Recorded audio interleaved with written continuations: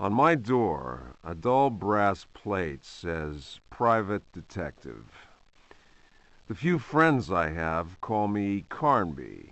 The others call me the Reptile. I don't care to think what my banker calls me. These days, I leave my letters unopened. Bills and threats to send in the receivers just ruin my day. When an antique dealer called Gloria Allen contacted me, I slipped into my best shirt, holstered my .38, and got to her shop as fast as I could. I was expecting something sordid. Blackmail, probably. Boy, was I wrong. What I was asked to do was visit a property called Derceto and find a piano in the loft. It was an old piano with secret drawers.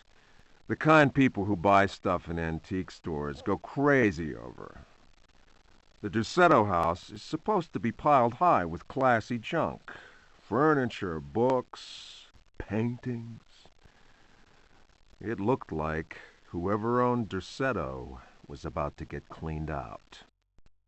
I was going to bring up the subject of money when Gloria Allen handed me $150 and a key.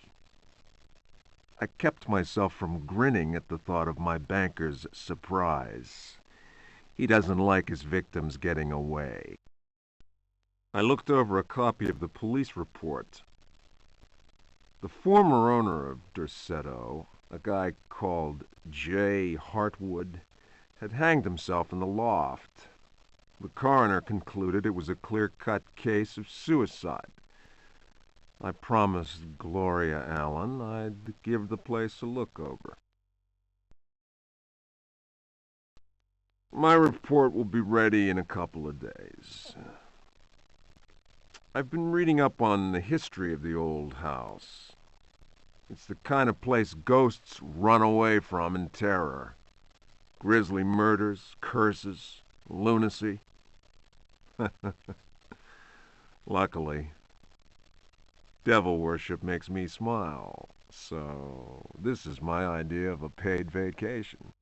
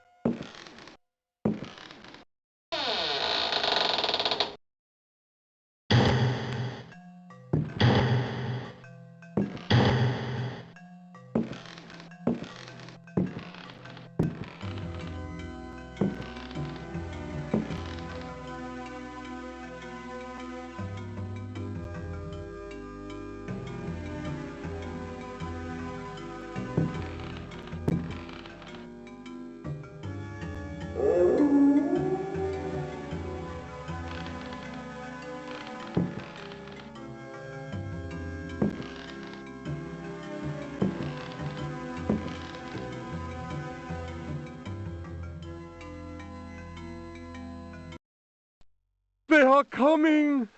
I have freed hellish forces, and now the price must be paid. Derceto is the prey of evil. The sun has set. They will find my body, but will not have my soul. I can imagine the master's fury and the terror in the hearts of his slaves. I hear their footsteps. Some may understand what I have done. May God forgive me. Farewell, Jeremy Hartwood.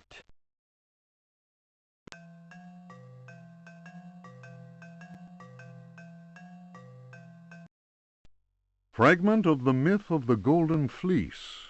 Translation Edward Carnby. Hesperides Publications.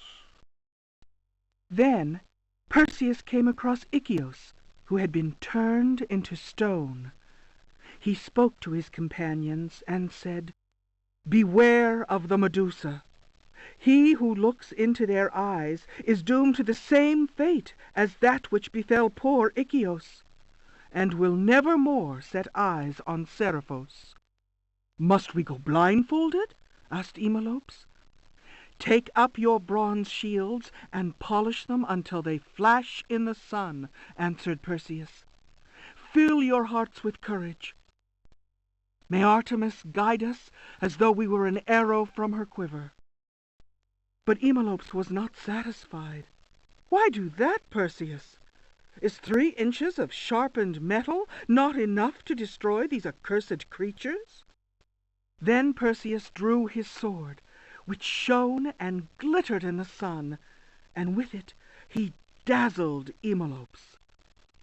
"Now what can you see?" the companions of Zeus' sons laughed. "Let us set to work, so that our shields may shine like mirrors."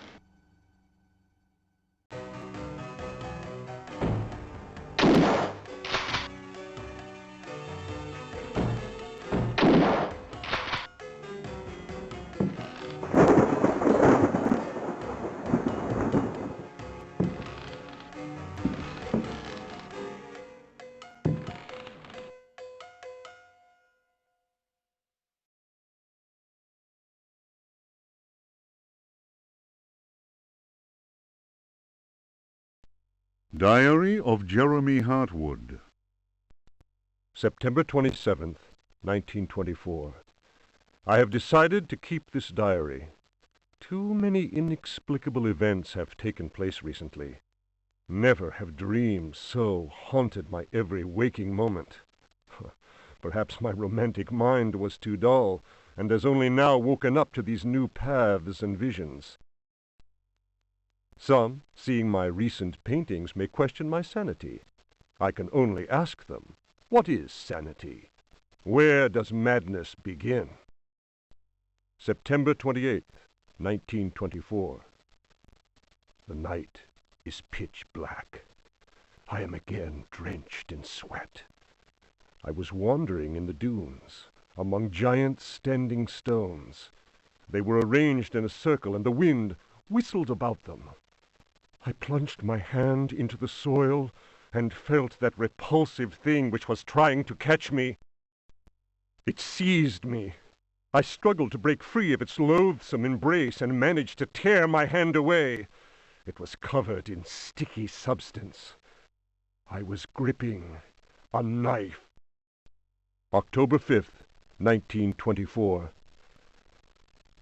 The stone circle is a pentacle. Derceto's library is filled with books on the occult.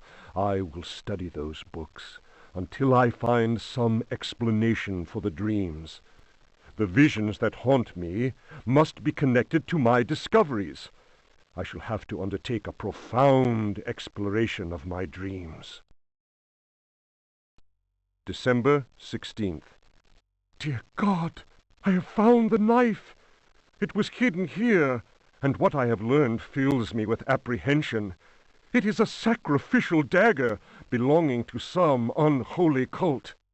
The thought of that blade tearing through human flesh horrifies me, yet I must continue my research. Derceto is a storehouse of treasures. Was my father right, after all? January 23rd.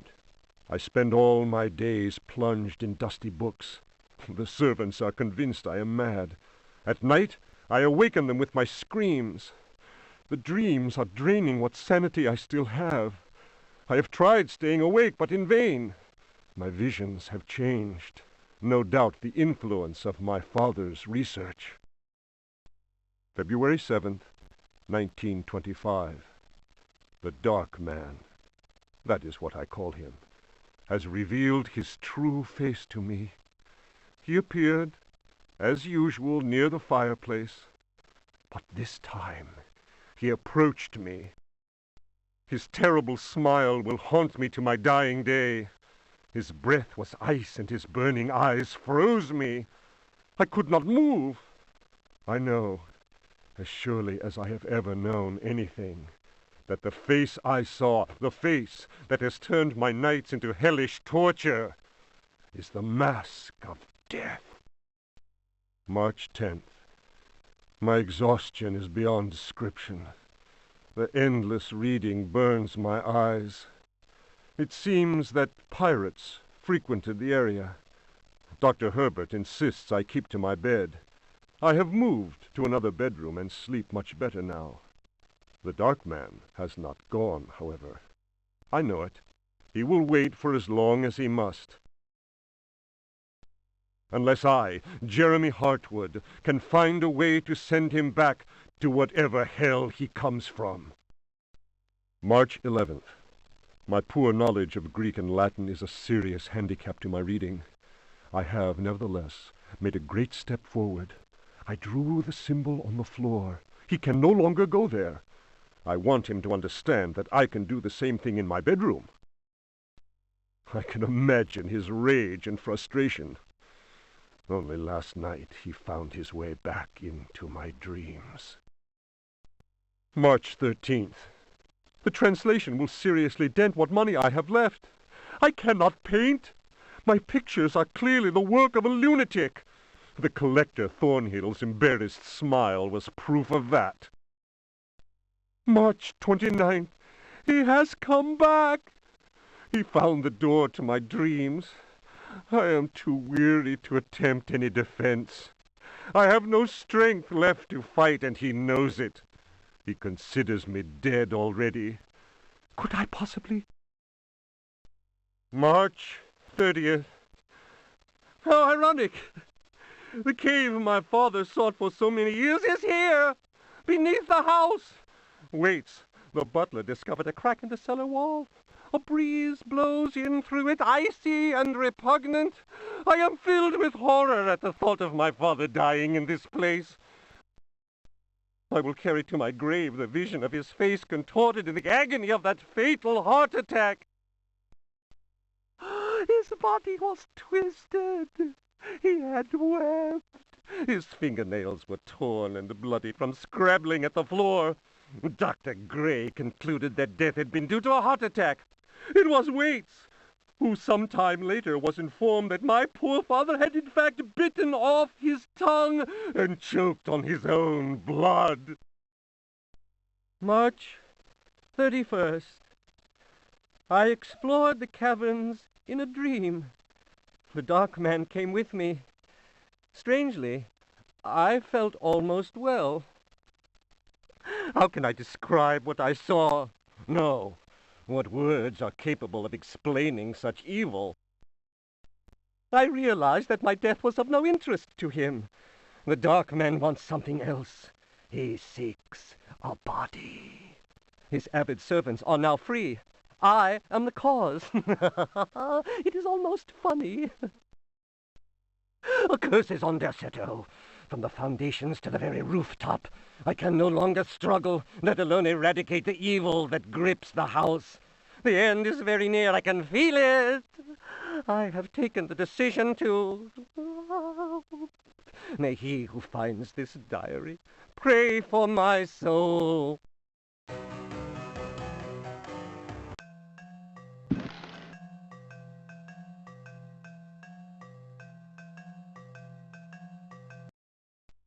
A Brightness from Afar, by Lord Boleskine, an account of his celebrated voyage to New England, 1824, Alistair Publications, Cambridge. Following a splendid journey, the sunny harbour came into sight. The locals were much impressed with one's arrival in their midst. One had time to sketch several of them and notice signs of degeneracy. Some children showed one their queer hands that would inspire uneasiness. Upon the promise of a few coins, a child is undertaken to reveal to one a most prodigious phenomenon of a natural order. One admits to being skeptical as to the prodigiousness of the marvel, whatever it may be. Indeed, one suspects it to be little more than an evening stroll to some charming wooden hut situated in the forest hereabouts. One will none the less go, for it is always well to submit to such local enthusiasms. One admits to being somewhat flabbergasted. The Milky Way shone like the fires of the apocalypse from the inky celestial vault. Certain distant stars, normally invisible to the naked eye, were clearly visible, glittering indeed with a strange intensity. The heavy clouds that had settled above the village had no hold over that place. It would be pointless to offer here the names of the constellations one perceived in utter clarity. Apart from the interminable length of such a list, one might conceivably risk being charged with exaggeration. The cross cast its shadow on the ground. The sea in the distance was dead calm. Tonight, one will return to that spot and draw those stars. Tomorrow night, one will at last see Halley's comet in all its brilliance. The youngster will carry torches, despite one's developed sense of direction, honed by years of travel. One feels incapable of finding one's way through the dark forest unaided. The drawings will, one is convinced, set light to the souls of men. Such a moon! One lost count of the craters, so sharply was their definition. Loath as one is to seem excessive in one's appraisal, one cannot but feel that the forest clearing is indeed a place outside the common laws of time and space. Surely it is not an hallucination. How strange to consider that idle conversation, some research in the British Museum, and a voyage to this backward village should culminate in so astounding a discovery. It may be that others have noticed the extraordinary nature of that place. How else could one explain the presence of that cross?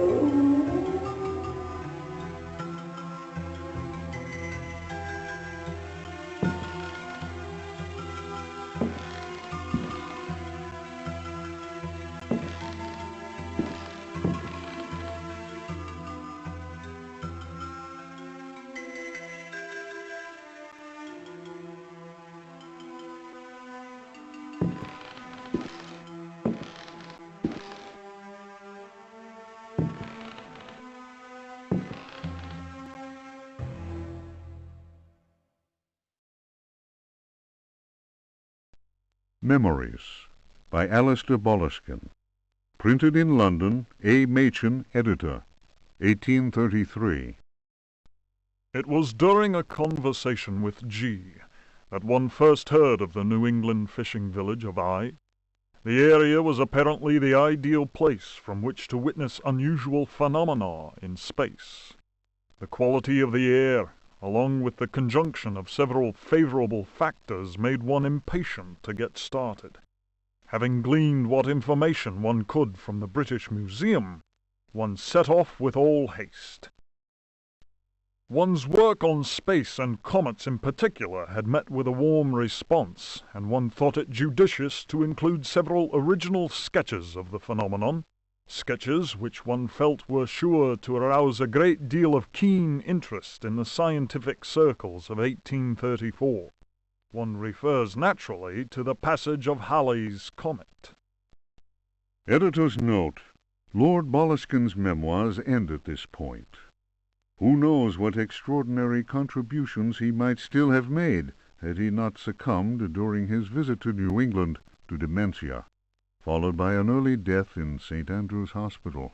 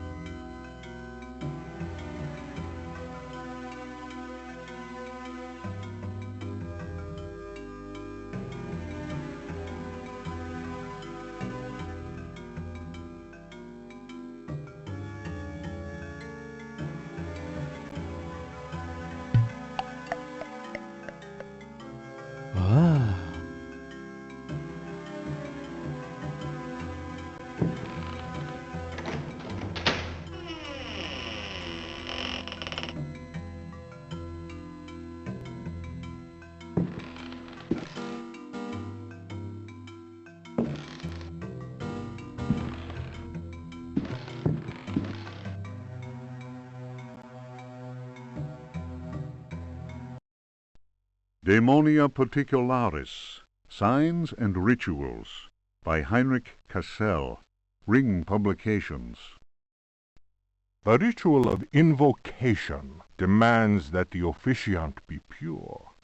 We have already described the complex operations to be followed in order to call those that sleep in superior dimensions. We shall, for the present, limit ourselves to the sign of mutual recognition used amongst their number by adepts of the cult of the Old Ones. The sign also serves as protection when in the presence of a servant of evil. The sign resembles a blessing, save that the first and little fingers are both folded beneath the thumb, whilst the second and third fingers are held up. It would appear that this sign has no effect on adepts of a certain rank, with knowledge of particular secrets contained in the corpus demonicus. The use of such signs is not without considerable risk to the user during any attempt to call upon those from without.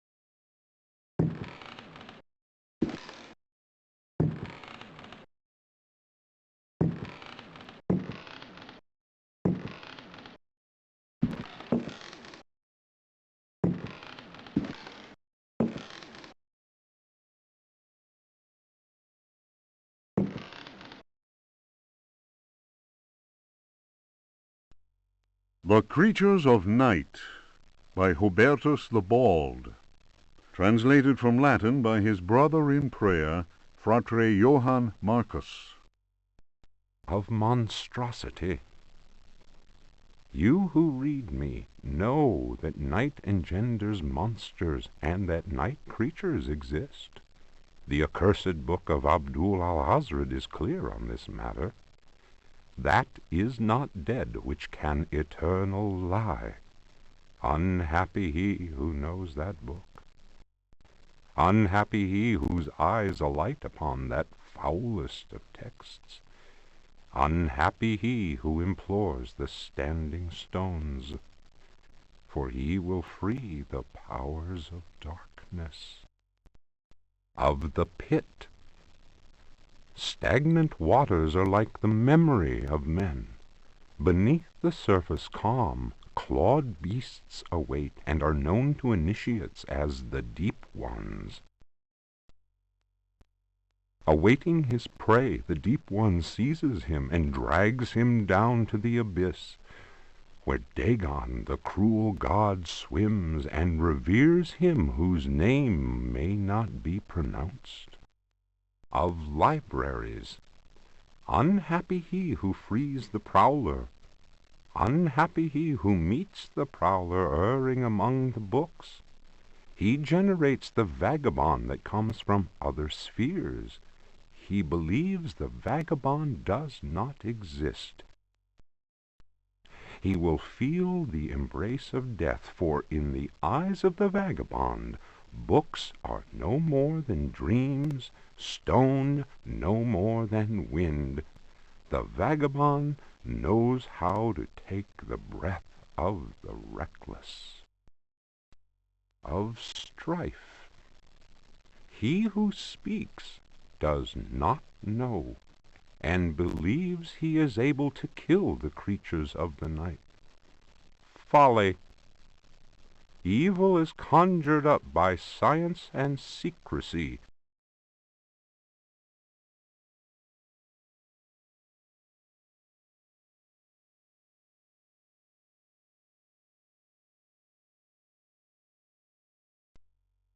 He who prowls among books will perish by the blade. He who flies in the dark caverns will scream in fear. He who swims in the depths will evaporate. But he who believes he knows nothing. He who knows says nothing. Of death. There are domains more terrible than death. That is not dead which can eternal lie. Each creature is conjured up and is not dead, but returns to the origins. A monster, a science. Steel kills the vagabond who never dies. Translator's note. Here ends the manuscript of Hubertus, who died in the library of the convent of Teruel in the year of our Lord 1666. Requiescat in pace.